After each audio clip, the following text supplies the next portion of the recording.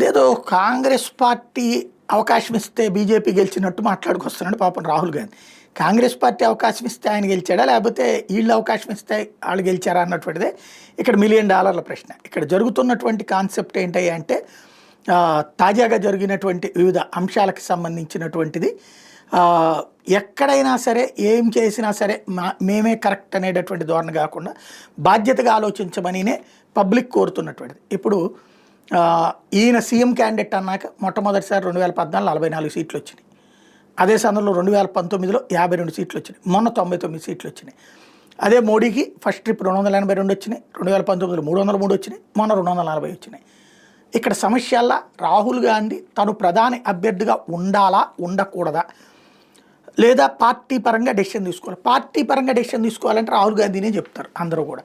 Rahul గాంధీనే decide చేసుకోవాలి తన సోదరికి అప్పచెప్పాలా, లేకపోతే కనుక ఇంకెవరన్నా యంగ్స్టర్కి ఇప్పుడు మల్లికార్జున ఖర్గేకి అధ్యక్ష బాధ్యతలు ఇచ్చినట్టు ఇంకెవరినన్నా ప్రధానమంత్రి అభ్యర్థిగా ముందు పెట్టాలా అన్నది.